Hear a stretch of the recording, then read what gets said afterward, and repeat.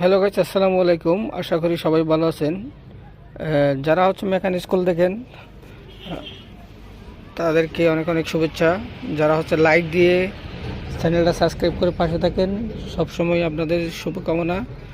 আপনারা যারা কাজগুলো শিখতে চান, আজকে খুব একটা ডিফারেন্স একটা জিনিস নিয়ে কথা বলবো। এটা হচ্ছে যে আপনারা যারা হচ্ছে কাজ শিখে কমার্শিয়াল বার্নারগুলো রিপেয়ারিং করতে চান, যেমন হোটেলের চুলাগুলা, এই হোটেলের চুলাগুলো আর হচ্ছে আপনার যেগুলো ম্যানুয়াল চুলা আছে প্রায় সেম। আপনারা আমি একটু ধারণা দেওয়ার চেষ্টা করব, পরবর্তীতে বড় ভিডিও নিয়ে আসবো আপনাদের জন্য। যারা হচ্ছে এখনও চ্যানেলটা সাবস্ক্রাইব করেন না, অবশ্যই সাবস্ক্রাইব করে দিবেন। এই দেখেন কমার্শিয়াল চুলা, এগুলোকে কমার্শিয়াল চুলা বলা হয়। যারা হোটেলে বা বড় বড় রেস্টুরেন্টে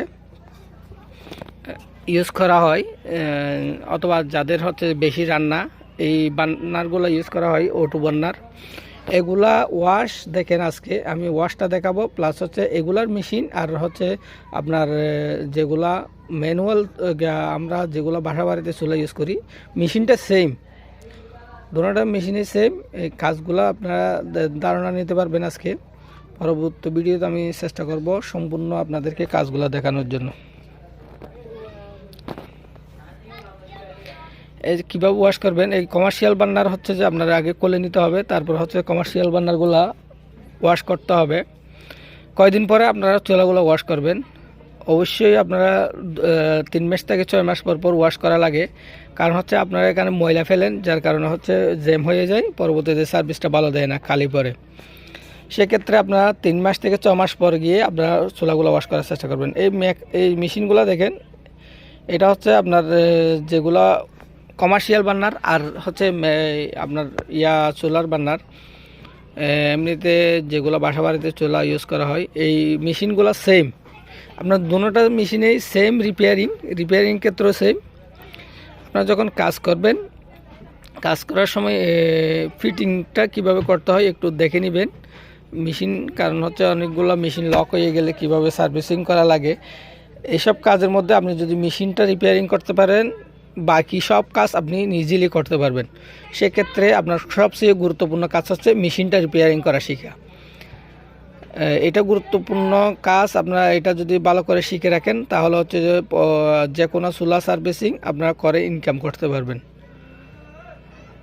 আমি শুধু আজকে জাস্ট একটা আপনাদেরকে কমার্শিয়াল বার্নার আর আমাদের বাসা বাড়ির চুলার ধারণা দেওয়ার চেষ্টা করছি। পরবর্তীতে আমি চেষ্টা করব কমার্শিয়াল বার্নারের সম্পূর্ণ A to Z আপনাদের ভিডিও দেখানোর জন্য।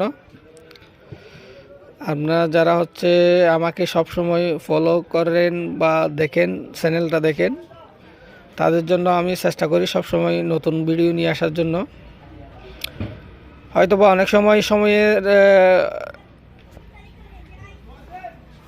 সময়ের অভাবে আমি আপনারা যে ভিডিওগুলো চান আমি দিতে পারি না।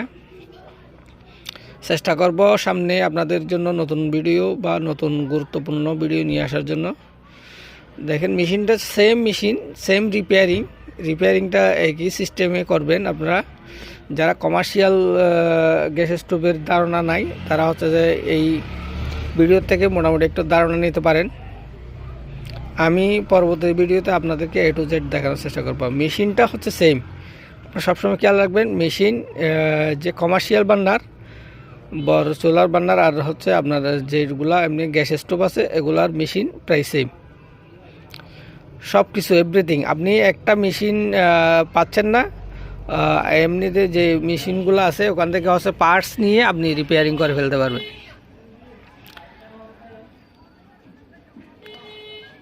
আজকের ভিডিও এতটুকুই, পরবর্তী ভিডিওতে আবারও দেখা হবে আপনাদের সাথে। আজকে শুধু জাস্ট একটা ধারণা দেওয়ার জন্য আসছিলাম। ওকে, আল্লাহ হাফেজ, থ্যাংক ইউ।